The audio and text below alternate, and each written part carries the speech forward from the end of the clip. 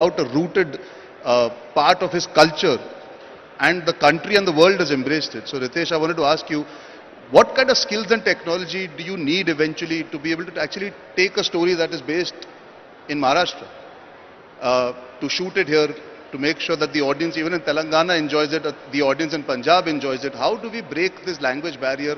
How do we break this cultural barrier that I think perhaps the Kantara has done so well in the recent past? Because Bahubali is still a mythological story in that sense. Pushpa is still the angry young man coming to the fore with the core emotion.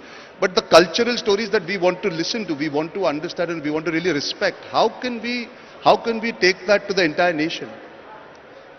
First of all, thank you so much for having me over here. I want to thank Honorable CM Sir, Deputy CM Sir, for organizing this wonderful global summit, and to have great minds here, and to feel that I was capable to sit here. First of all, thank you so much. My journey started from Hyderabad. I'm happy to say that I'm a product of Hyderabad. My first film, Tujhe Meri Kasam, where Ginili and me, both of us debuted, was produced by Shri Ramoji Rao. And everything I learned, my first experience about filmmaking, was from here in Hyderabad. I learned about work ethics. I learned about how films are made. I learned about how people are treated. I didn't know anything about filmmaking.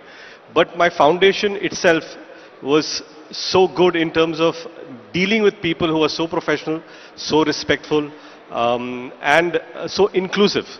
That is one thing that Hyderabad really inculcated in me as a person, and I'm extremely proud to carry it with me for the last 22 years as an actor, a producer, and now as a director. Talking about, I have, Ginil and me, primarily we have produced Marathi films.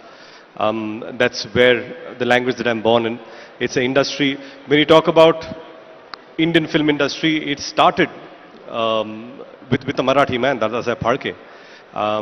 And one man's vision in Mumbai, and when we spoke last time that, industry, a lot of people from all over the country came, and it became like a pot boiler for filmmaking. It became a hub. It became something much more important, much more like an ambassador to cultures. And it has, like Shyam Babu said, it is practically the biggest influencer that we have world over. And when we talk about cinema, primarily I'll come to what you said about Marathi films being made. Yes, regional films, some industries have struggled and gained success and became big global phenomenon, like Telugu, like Tamil. Hindi was already a hugely successful industry, and they are the main drivers. But when we look at Marathi industry, primarily because it comes from state of Maharashtra, where we already have an existing Hindi film industry. So when it comes to choices, in Maharashtra, people's first choice is always a Hindi film. The second choice is a Marathi film. So when a Marathi film becomes the second choice, it is extremely important that you have less chances to attract that audience. Then you have to be very sure what kind of films you're making, how can it be culturally rooted. Like Arvind sir said that, it's important to go local. And of course, if you are connected with local, emotions will connect, and eventually global will happen.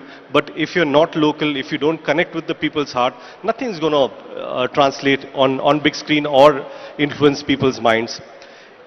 Yes, I agree that as an industry, when we look at what's happening in the summit here, or the proposition of cross-cultural boundaries being erased, that is very important.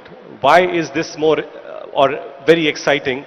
Is because it will be a hub not only for Telugu industry. We are talking about a hub for all India, or people from all over the world to come here and interact with each other and see what we can give each other, what we can learn from each other.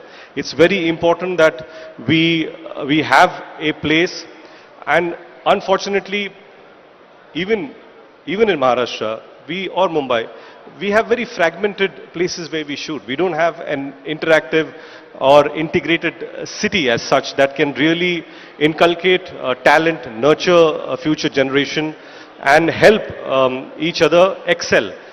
Sir said that like A.R. Rahman sir said, it's not about giving something that's good. How do we excel? And if each of us tries to excel in what we do, we will create a global product. And that is what we need to really teach people. And I truly believe that skill sets are the most important part of this industry. And primarily, when we talk about, slightly off, but in our industry, a lot of people think working on the job is learning, and it is. I'm not saying that, it is. Be it production, like production is such an important aspect of it. But we need institutes to teach people how to produce movies, how to manage people. We think, okay, one person joins the film, he learns the ropes, and we have the greats, of course, I'm not denying that.